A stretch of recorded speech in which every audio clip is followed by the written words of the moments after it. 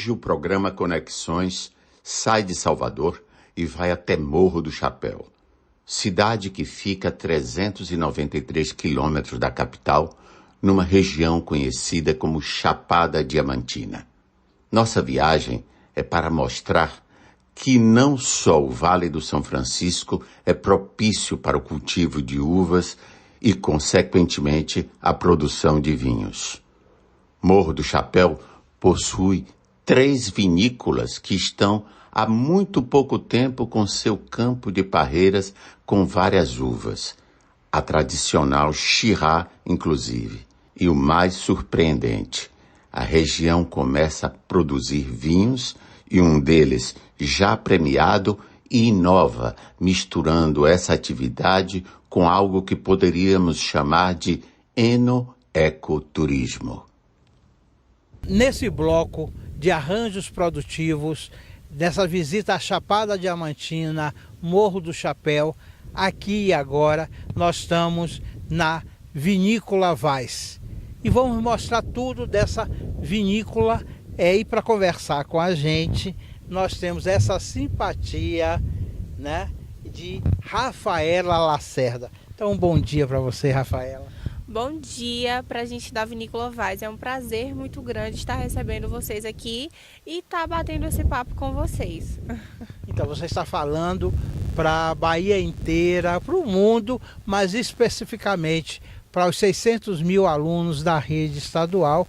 Então esse é um programa sobre arranjos produtivos com recorte aqui na Chapada e em Morro do Chapéu. Então a Vinícola Weiss, já me diga quantos anos essa vinícola existe aqui em Morro do Chapéu. Pronto. A Vinícola Weiss, de área de estudo, né, área experimental, a gente tem desde 2008, né, porque para começar um projeto de viticultura, a gente precisa de anos de antecedências de estudo, né, então desde 2008 que a gente vem estudando para ver se realmente era possível plantar uvas, né, para elaboração de vinhos aqui em Morro do Chapéu. Mas a gente plantou as nossas primeiras mudinhas em 2016. Então, 2016, e começou efetivamente a produção de vinho em que ano? Então, depois que a gente planta, demora basicamente 2 anos e meio a 3 anos, né? Então foi lá em meados de 2018 que a gente fez a primeira colheita, né? Ainda não para comercialização, porque a uva ela precisa de um tempo, né? Foi apenas vinhos experimentais para a gente ver se realmente iria sair um vinho de qualidade. E a gente teve um bom resultado, né? Graças a Deus. E deu para a gente continuar. E aí a primeira colheita efetiva foi a de 2019, que inclusive foi o nosso vinho premiado, né?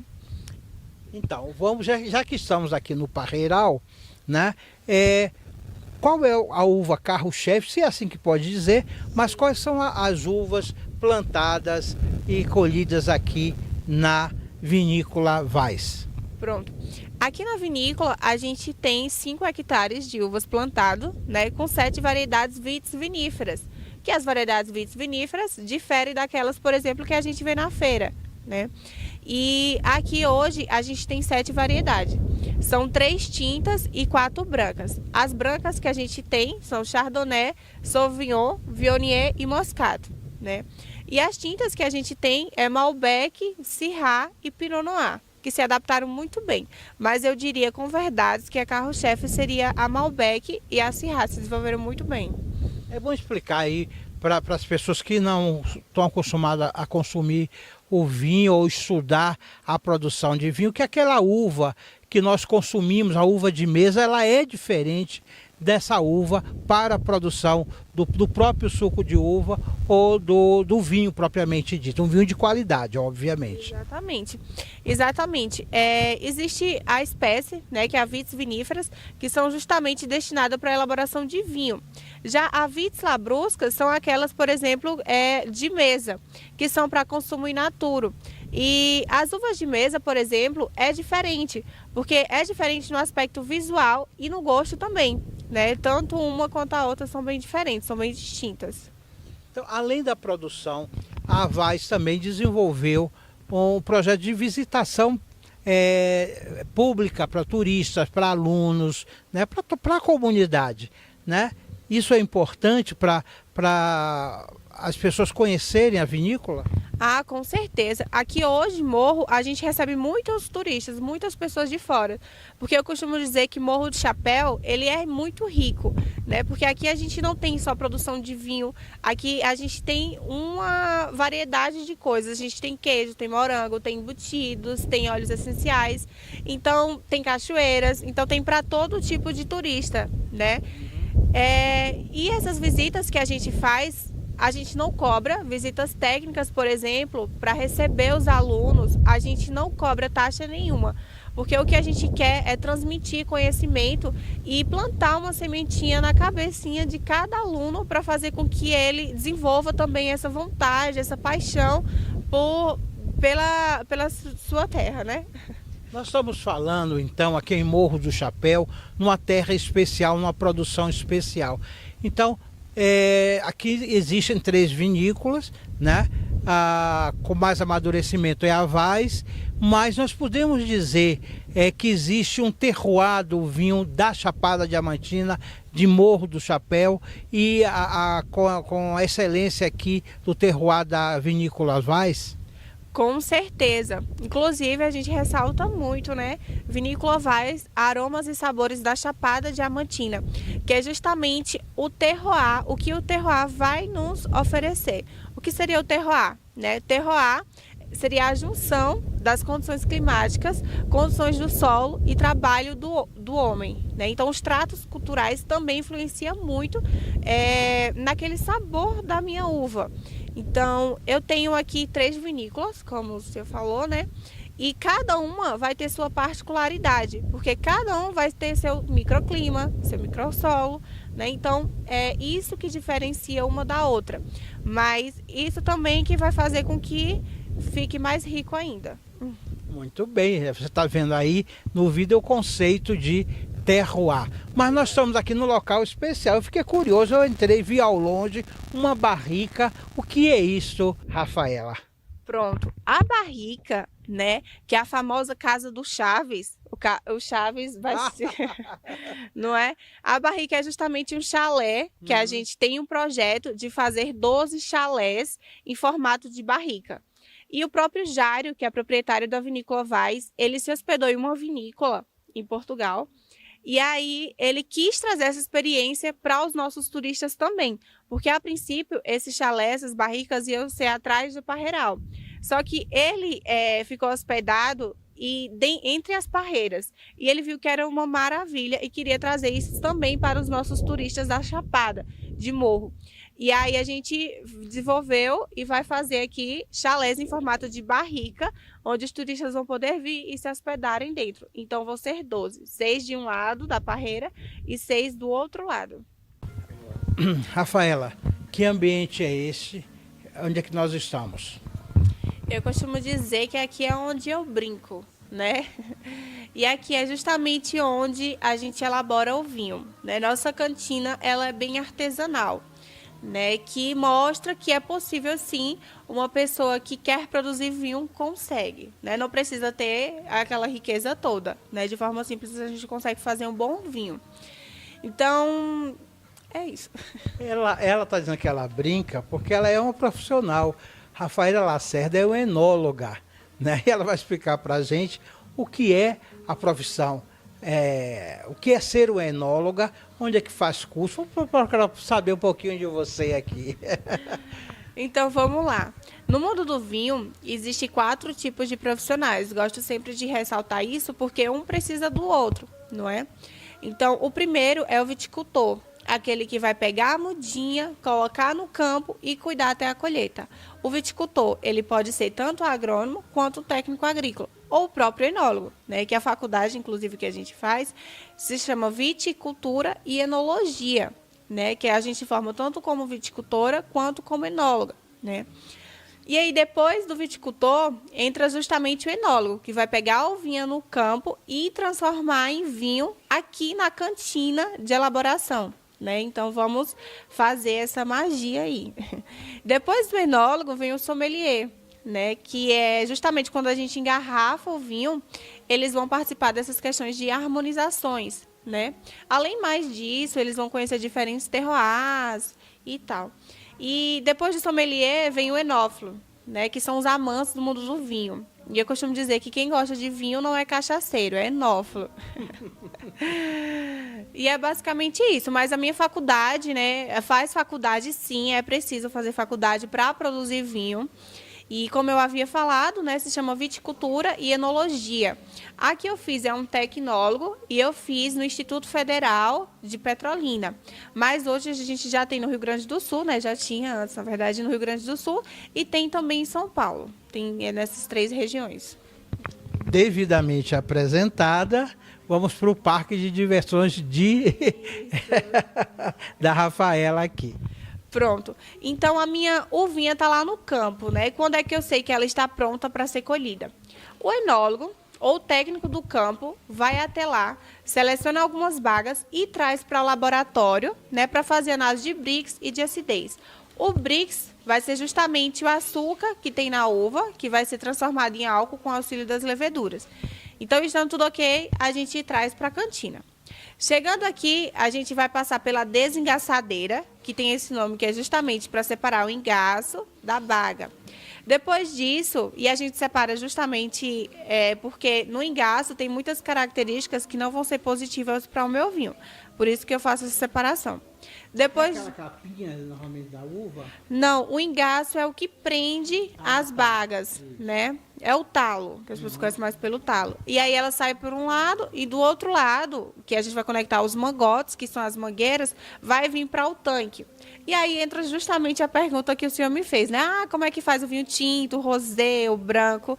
É justamente nessa etapa. Por quê? O vinho tinto e o rosé tem um processo que é chamado de maceração. E o que seria a maceração, né? É justamente esse contato com a película da minha uva. Porque a minha polpa da uva, ela é cristalina. Então, eu preciso deixar em contato com a película para que ele fique tinto. Então, o meu vinho tinto, ele fica em maceração, que é em contato com a película. Então, o vinho tinto, eu costumo dizer assim que na enologia existe uma palavrinha que tudo depende, né? Quanto tempo que você vai deixar esse vinho em contato com a casca?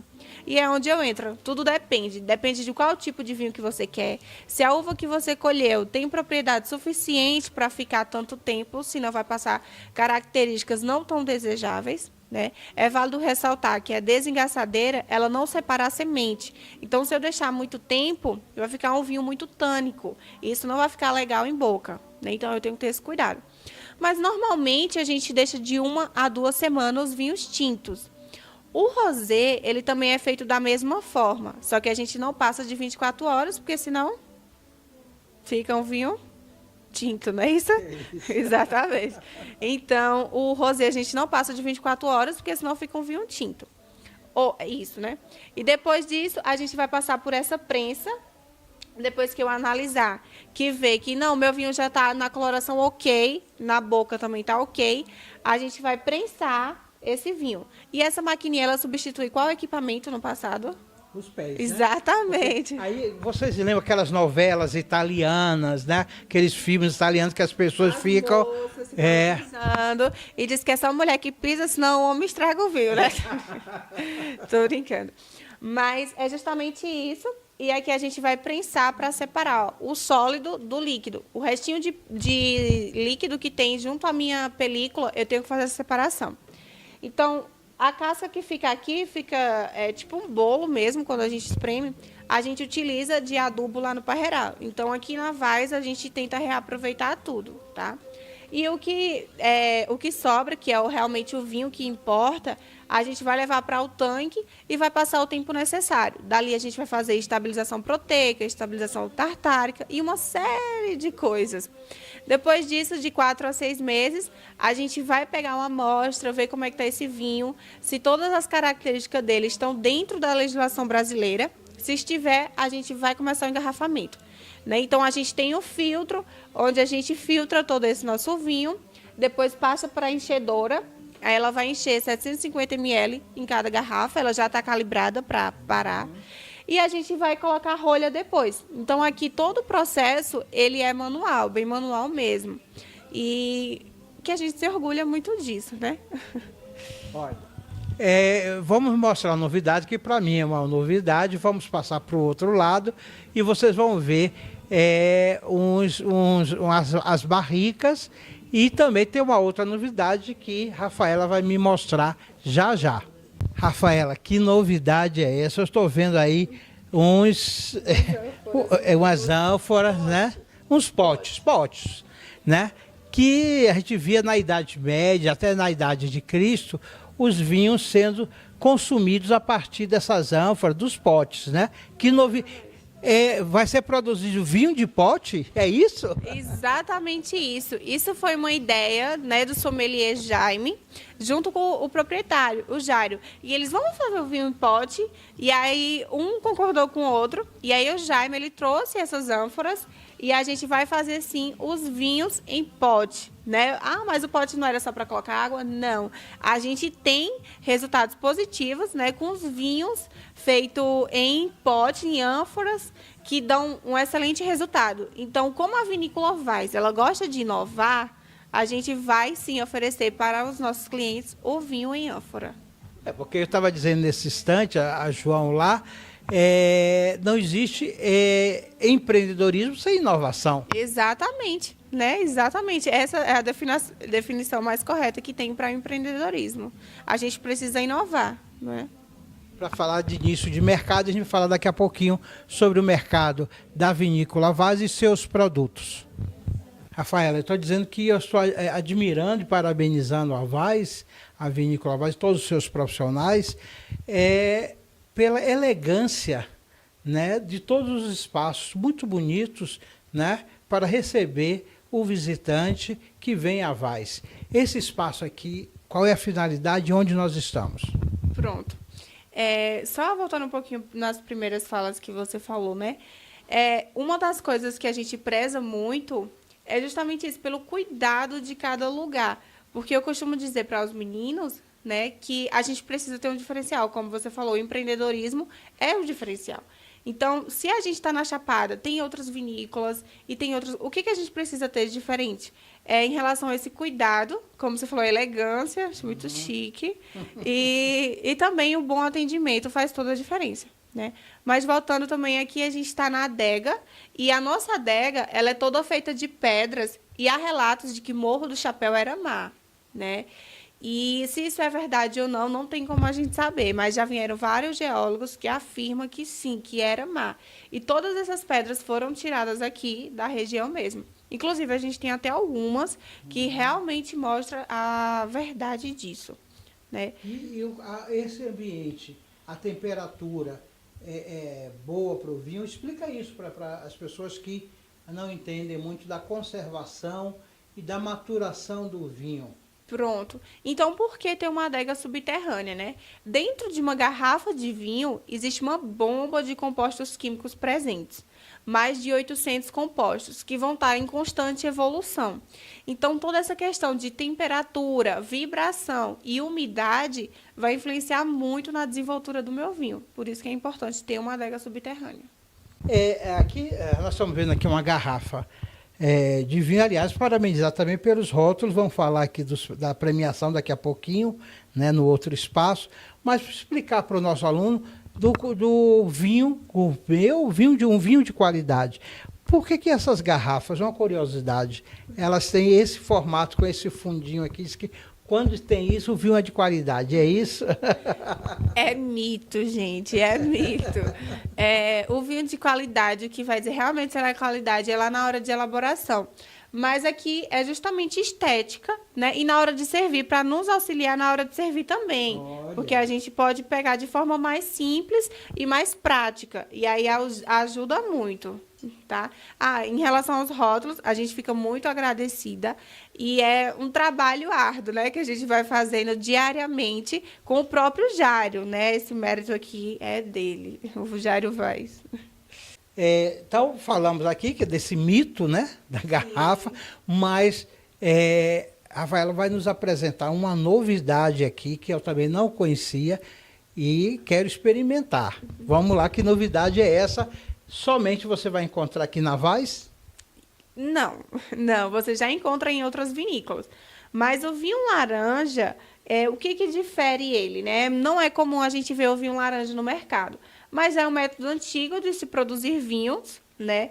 E a gente resolveu trazer isso para cá. Isso foi ideia da Iana. A Iana é a filha do Jário e ela é engenheira agrônoma. Ela está estudando também para dar continuidade no negócio do pai, né? E ela, pai, vamos fazer algo diferente, né? E foi quando ela desenvolveu o vinho laranja. E aí o vinho laranja, ele é feito da mesma forma que o vinho tinto. Lembra da maceração? A gente deixa em maceração, só que com a uva branca e não a uva tinta. Por isso que ele fica um vinho laranja. A Vaz, apesar de pouco tempo, uma vinícola, mas já tem premiação. Isso é muito bom. Isso demonstra a qualidade. Vamos falar de que vinho é esse e onde foi premiado. Pronto. Primeiramente, eu vou falar dessa premiação, né? Que é a premiação que o Jário Vaz ganhou na França. A nossa escola é de origem francesa. O Jário, ele é engenheiro agrônomo e ele já estudava ele já trabalhava, na verdade, sobre uvas de mesa. Mas como eu falei para vocês lá no início, é diferente quando a gente fala de uva para vinho. E ele precisava se especializar nisso, né? Então ele viajou para a França para se especializar na elaboração de vinho. E ele estagiou em uma cooperativa a qual faz excelentes champanhes e ficou muito amigo do presidente dessa cooperativa, que é o Cristiano Jojo, né? E aí que foi onde ele trouxe Cristiano Jojo para o Morro. Então, a nossa base é de origem francesa. Mas, voltando aqui à premiação, ele ganhou essa premiação lá na França justamente por ele ter sido pioneiro em plantar algo novo em uma região a qual não tinha. Então, na região da Chapada, não tinha nada de produção de uvas para elaboração de vinho. Eu gosto de frisar a elaboração de vinho, porque aqui a gente encontra pé de uva de mesa centenário, né? Mas para elaboração de vinho, foi ele que trouxe isso para cá. Então, lá na França, ele é considerado como chevalier, que é justamente um cavalheiro. Gente, a chiqueza é isso. Pois é. E voltando a falar também do vinho que foi premiado, né? A gente tem dois. Tanto o nosso ferro doido, que leva esse nome, as pessoas, então o vinho é doido mesmo, né? Mas leva esse nome justamente por conta da cachoeira do ferro doido, que a gente tem aqui em Morro do Chapéu, que é uma cachoeira muito linda, que em tempo de chuva ela fica quedas maravilhosas, não só uma, né? E aí, tanto o nosso vinho ferro doido quanto o espumante Brut Blanc foram para uma premiação de vinhos, né? E teve a degustação às cegas, lá no Rio de Janeiro. E nossos vinhos ganharam 88 pontos na classificação de um bom vinho. Então, isso deu start para a gente continuar. Muito bem, mais uma vez, parabéns. Muito obrigada. Gente, aqui é a loja onde os turistas, os visitantes terminam e sempre tem uma degustação de vinhos, né? E eu vou agora fazer a degustação do vinho laranja, que é um vinho que, na minha avaliação, né, se não disseram isso ainda sem provar, mas pelo tom, né, e pelo aroma, é um vinho elegante. Sim. E para falar em elegância, não só aqui da Vaz, mas da nossa enóloga aqui, elegantérrima para nos receber. Não, Daniel? Muito obrigada. Então, o vinho laranja, ele já é diferente já na coloração, né? Mas as pessoas me perguntam também se ele é diferente em questão aromática, em questão de sabor, paladar, né? E sim, ele é diferente, porque o que dá a característica é justamente esse contato com a uva. Então, ele vai ficar um vinho mais encorpado, vai ficar um vinho mais forte. Como eu te falei, o método de elaboração é o mesmo que o tinto. Então, vai dar a característica também da película da nossa uva. É nítido perceber já em taça que ele tá um vinho, né, com um teor alcoólico muito grande, e eu consigo olhar isso só de olhar na taça. Você sabe por quê? Sim. Muito bem, fala. Eu não sei. Não, eu não sei não. A enóloga é você. Tem muitos estudantes nos assistindo, né? Eu costumo brincar quando eu recebo eles aqui, que gente, vocês estão vendo as lágrimas? Aí teve um estudante que perguntou, não, a nossa da prova, caíram depois da prova, mas não, são justamente as lágrimas que a gente consegue ver de forma nítida na taça. Isso vai me indicar o teor alcoólico que tem nesse vinho. Se as lágrimas caírem mais devagarzinho, me diz que o vinho está mais alcoólico. Se as lágrimas caírem muito rápido, me diz que o vinho não tem tanto teor alcoólico. Então agora a gente vai para a parte ruim, né? Que é você fazer a degustação, ver se aprova esse vinho. Então vamos lá. A pior parte, né?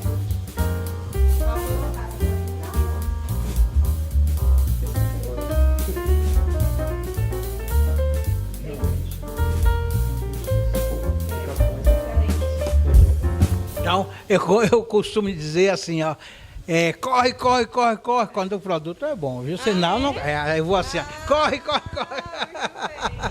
Porque a Ana Maria Braga vai para debaixo da mesa. Com de chacrinha nada se cria, né? Mas tem criação sim. Essa é uma criação com o tom de cada vinícola e esse daqui, de fato, eu recomendo. Então, com imagens de Raul da Costa, com essa presença dessa profissional da enóloga Daniela, nós encerramos aqui na Vinícola Vaz. Saúde para vocês. Saúde.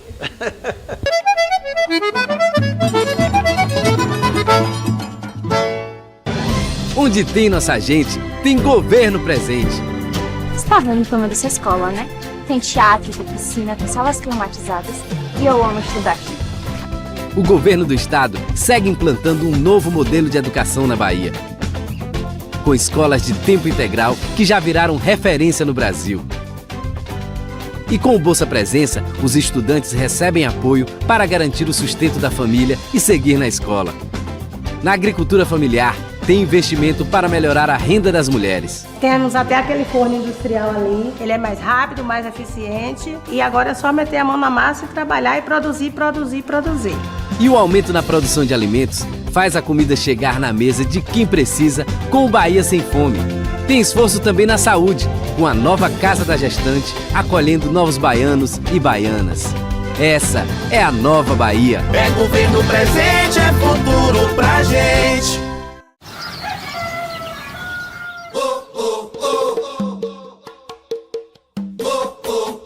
Imagine a Bahia toda junta e conectada com a Bahia. Chega aí pra ver. Clica no portal e olha só. Agora vai ficar tudo bem melhor. Agora que facilitou. É ba.gov.br. Tamo junto e conectado. Todos os serviços que você precisa, todas as informações que você procura. Acesse e veja o que o governo pode fazer por você hoje. Entrar no ba.gov.br. Olha só, é fácil, é rápido, é de todos. De todos mesmo, quer ver? Acesse esse QR Code aí na tela e confira no seu celular. No seu mesmo. Acesse aí. Tamo junto e conectado. Oxe, gostei. Bahia, governo presente, futuro pra gente.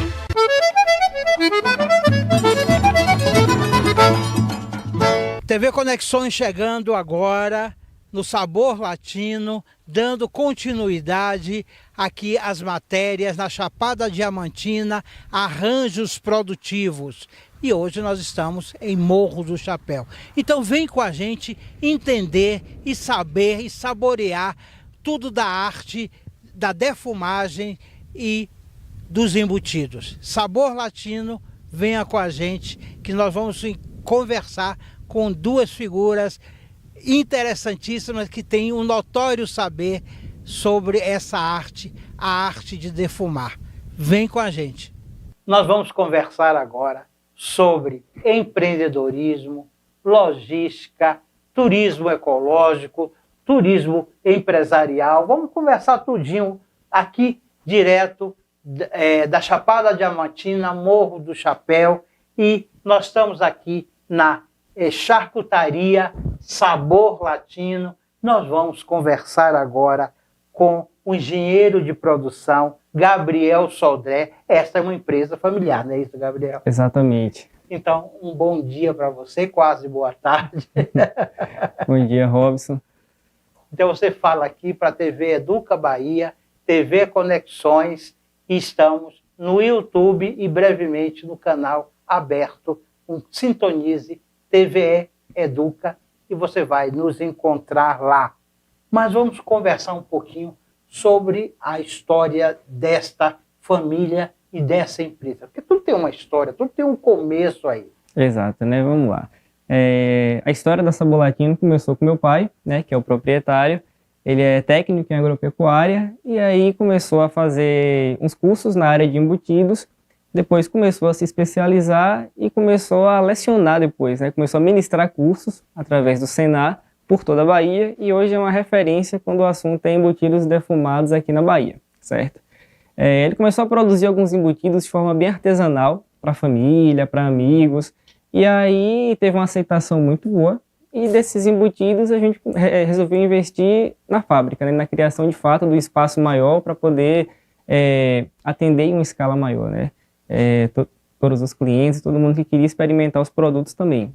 Chegaram a fazer algum estudo de mercado ou vocês já vieram na certeza que esse era um produto de sucesso? A confiança é tudo. Então, assim, a gente já confiava no produto, mas sim, a gente foi procurar também todas as questões de legislação, se tinha algum concorrente perto. Infelizmente, na Bahia, ou infelizmente, eu não sei, é um estado ainda que não tem um desenvolvimento muito grande na área de charcutaria.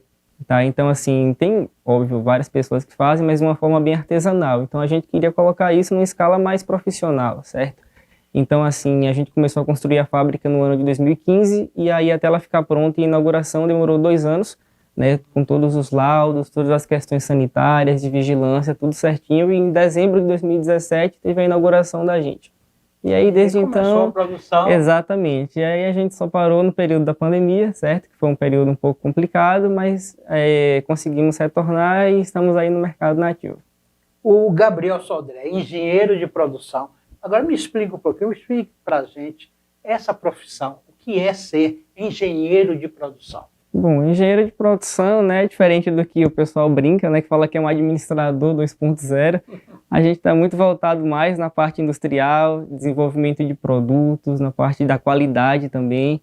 Então, assim, a minha formação aplicada aqui na fábrica, né, é muito mais voltada também na área administrativa, né, na área gerencial, mas também no desenvolvimento de novos produtos, pesquisa de mercado, satisfação do cliente também, que é bastante importante, e claro, a questão de custos, né? O engenheiro de produção ele tem uma função de minimizar custos e otimizar todos os processos em uma indústria. Então aqui a gente está buscando sempre isso. Olha que profissão interessantíssima, gente.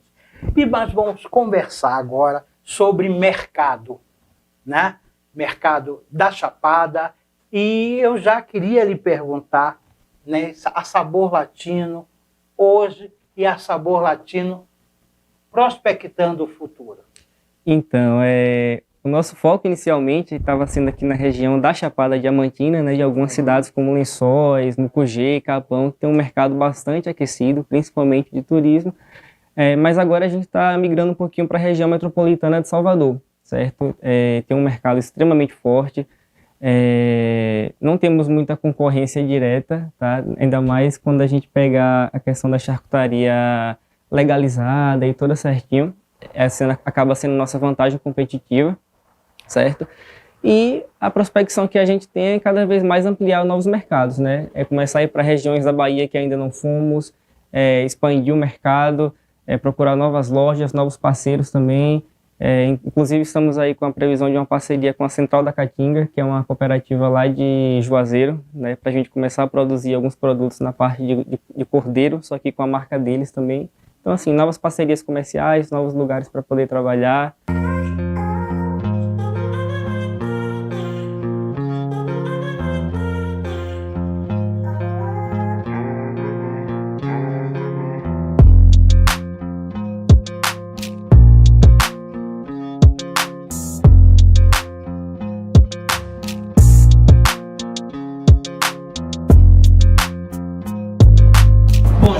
Agora, nós estamos aqui na área de produção da charcutaria sabor latino.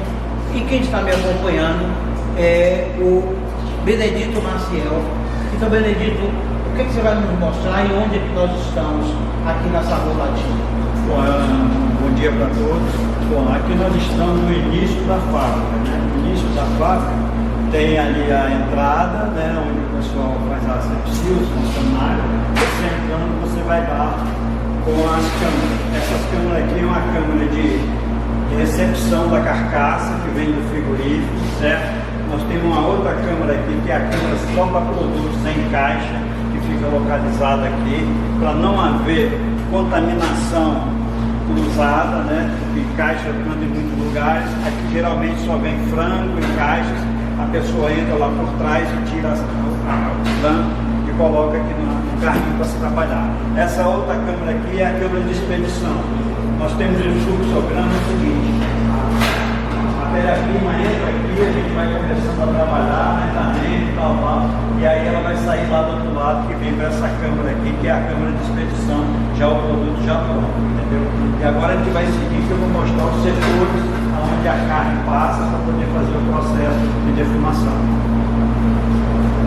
Isso é uma verdadeira aula de química, trabalhar com produtos defumados, e você vai acompanhar tudinho. Então, vem com a gente. Aqui nós estamos numa outra sala. Queria que você me explicasse essa função dupla do local onde nós estamos. Bom, nós estamos aqui em frente à câmara frigorífica da empresa, tá certo? Ela é uma câmara com capacidade para 4 toneladas, entendeu? Nós recebemos o animal abatido, né, no frigorífico. Aqui tem uma anticâmara, entendeu? Onde o caminhão para, nós trazemos os produtos por aqui, gancheamos, né? Dependendo do horário, a gente começa a trabalhar. Se tiver muito tarde, o horário que a mercadoria chega, a gente só trabalha de manhã. Porque essa câmara, ela pode congelar, mas como a gente faz cortes, nós não congelamos o animal, nós só resfriamos para ficar fácil de fazer os cortes.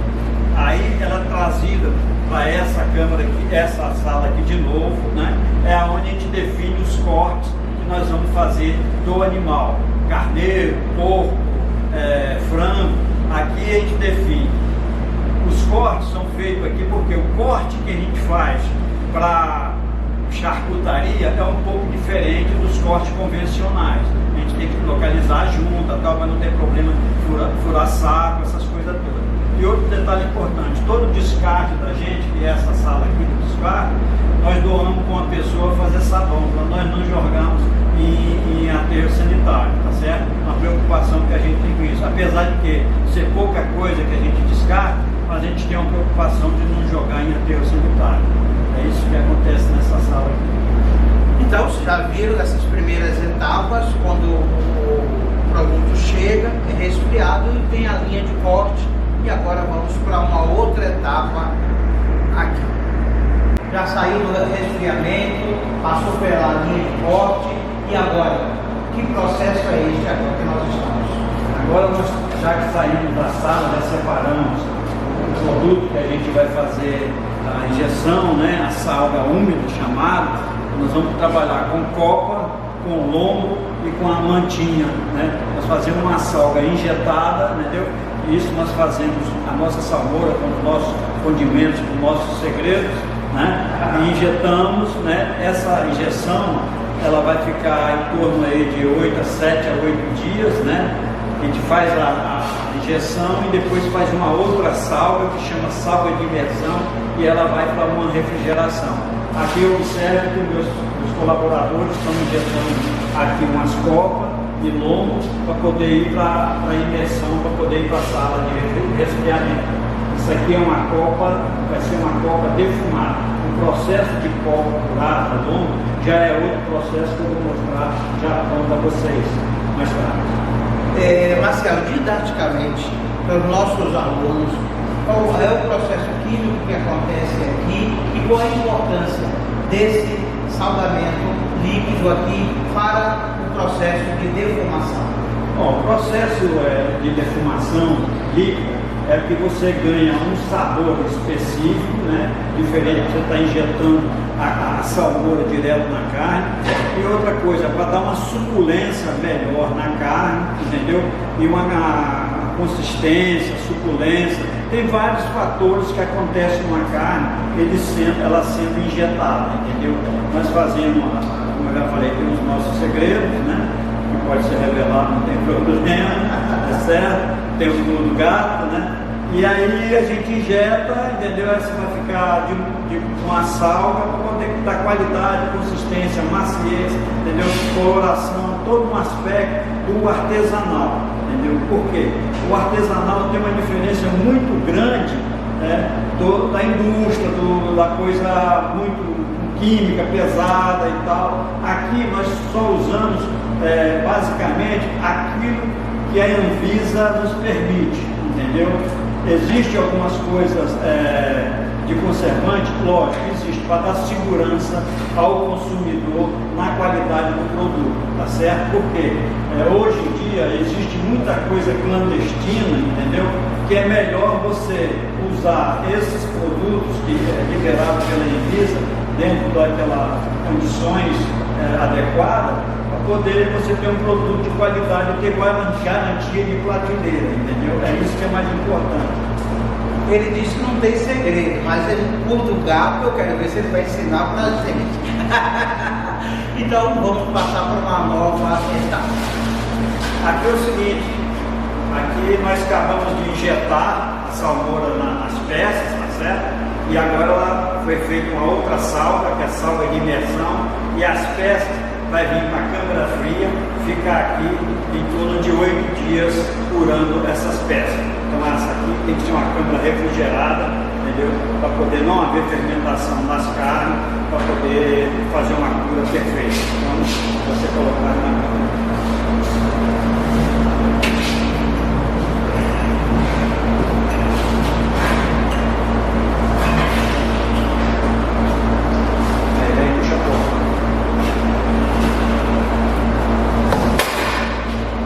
Qual é o efeito químico nessa sala de salga? Isso aí é uma sala de repouso, de salga, é para curar a carne, entendeu? Como a gente mexe com carne e o produto é artesanal, o importante é você fazer primeiro a cura da carne. Significa curar é o seguinte, é que o sais vai penetrar na carne, entendeu? E vai dar estabilidade na carne. Para você ter uma ideia, quando você trabalha com salga seca, aqui no caso a salga-runda, para você atingir o centro de uma peça, tá certo? Você precisa em 2,5 cm de espessura, você precisa 7 dias para você fazer uma boa cura de uma carne. Chama-se uma salga. Então ela tem que penetrar, ela tem que ir para o centro da peça. A salga não pode ser só por fora, ela tem que vir de dentro para fora, fazer uma salga perfeita para você não ter problema futuramente. Marcelo, saímos aqui da sala de salga. Qual é a próxima etapa? Bom, a próxima etapa, concluindo os 8 dias de salga aqui nessa cama, a gente vai tirar os produtos daí, vai passar uma água rápida, entendeu? Na sala aqui, vocês estão vendo uma placa aqui, sala de tingimento, mas isso foi a obrigatoriedade do órgão fiscalizador. Eles exigiram que a gente colocasse uma sala de tingimento. Mas nós não usamos tingimento artificial. A nossa carne, vocês vão ver o defumador, ela tem a coloração avermelhada do copo defumado, mas isso nós fazemos com as nossas ervas. Eu trabalho muito com árvore frutífera, laranjeira, goiabeira, macieira, pimenta rosa, então é aí onde eu dou a coloração das nossas peças. E é aí onde também tem o nosso diferencial do nosso defumado. Porque quando você, na maioria dos casos, compra produtos defumados, se for botar na água para tirar o sal, qualquer coisa assim, geralmente a água fica vermelha e o produto fica branco. O nosso produto, por ser artesanal, ele não faz isso. Se fizer, eu dou um presente.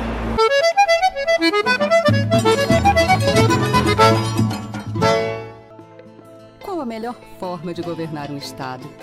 Com modernidade, mas também humanidade. Com novas tecnologias, mas também com cuidado com as pessoas. O Bahia pra gente é assim. Uma série de ações e iniciativas do governo do estado para valorizar o servidor e melhorar os serviços que chegam até você. Valorização da carreira dos educadores e um futuro melhor para os nossos jovens. Maior reestruturação da história da segurança pública. Mais proteção para as famílias. Promoções salariais e de carreira para os profissionais de saúde. Mais atendimentos e bem-estar para a população. Mais 3 bilhões de reais investidos na agricultura familiar. Mais comida na mesa dos baianos. É assim que o governo do estado está presente em toda a Bahia. Porque um trabalho só é eficiente se é para melhorar a vida da gente. Governo do Estado, Bahia, terra da liberdade.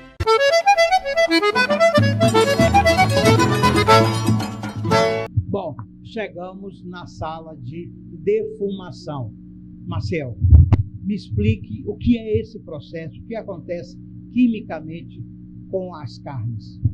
Primeiramente, para fazer uma boa defumação e o teu produto ter uma qualidade, você tem que ir um pouquinho lá atrás, que chama-se cura. Você tem que curar a carne, fazer uma boa cura para poder fazer a defumação, tá certo? Esse processo de defumação é um processo de defumação muito antigo, né? Inclusive, nossos avós, tataravós faziam defumação e não sabiam que era defumação. Chamava-se carne de fumeiro. Por quê? Eles faziam uma feira, não tinha geladeira no interior, salgava a carne e em cima do fogão a lenha e colocava. Lentamente, essa fumaça ia saindo, ia desidratando, entendeu? Ia dando o sabor da defumação. Porque o processo de defumação, gente, não é cozinhar a carne nem assar. O processo de defumação é você conseguir tirar os 70% que ela existe de água na peça. Aí você tira esses 70% de água, ela vai ficar ela desidratada, tá certo? Não vai ter proliferação de fungos nem bactéria, porque ela não tem umidade suficiente para desenvolver. Então isso aí é o processo de defumação. O processo de defumação acontece através de quê? De uma queima de galhos, de árvore frutífera que a gente usa, né? Ou pó de serra, e uma temperatura. Existe defumação e defumados. Por quê? Quando você faz um processo de defumação, tem técnicas para você ter um bom produto. Na maioria das vezes, as pessoas, por falta de conhecimento, às vezes pegam um produto para defumar, coloca num defumador, imediatamente ele coloca fumaça. Isso é errado. Por quê? Você colocando fumaça num processo ainda muito úmido, na carne muito úmida, você vai ter uma impregnação de fumaça demasiada no seu produto. Aí o que vai acontecer? Vai ficar aquele defumado pesado, que na maioria das pessoas não gosta. Então o correto é, as primeiras 2 horas, você fazer o quê? Enxugar essa peça. As primeiras 2 horas, a temperatura de 60 graus, você enxuga a peça para depois você começar a adicionar aquelas ervas, aquela madeira que você quer dar sabor e coloração às suas peças, tá certo? O processo basicamente é esse. E nós estamos vendo, vocês estão vendo aqui, pimenta desidratada, que depois vai virar pimenta em pó. Me conte tudo aí sobre esse processo, sobre esse outro produto do sabor latino. Bom, gente, isso aqui foi um projeto antigo que a gente tinha, né? Eu já cheguei a exportar pimenta para a Holanda, pimenta desidratada. Aí a coisa na época não deu muito certo, devido ao dólar, a baixada e tal. Aí eu desenvolvi um processo de defumação de pimenta e depois fazer ela em pó, entendeu? A gente faz ela em pó, nós já vendemos para vários países. O pessoal compra muito para levar para outros países, né? Nós temos um potinho, um sachêzinho, que é a pimenta em pó defumada. É uma pimenta boa para quem gosta de pimenta, é uma pimenta excelente. É uma pimenta que você pode usar em tudo, entendeu? Até em água, se você quiser botar na água, ela vai ficar ardida. E é uma pimenta que dura muito tempo depois de em pó. Se você colocar o sachêzinho na geladeira, tem caso de quase 2 anos de pimenta a pessoa usando, tá certo? Então, é um diferencial. A gente já pensou até uma época, né, em fazer essa pimenta para incrementar também nas baianas do acarajé e tal, mas gostaram muito da ideia, gostaram muito do pó, mas os orixás falou que não podia usar, tinha que ser pimenta inteira naquela pasta e tal. Então a gente, os orixás não se brinca, entendeu? Então a gente continuou vendendo pimenta desidratada para as baianas, entendeu? E para os outros defumada, etc e tal, muqueca de peixe, etc. Aí a gente faz a pimentinha em pó defumada, que a gente vende bastante. Que maravilha! E lindas, né?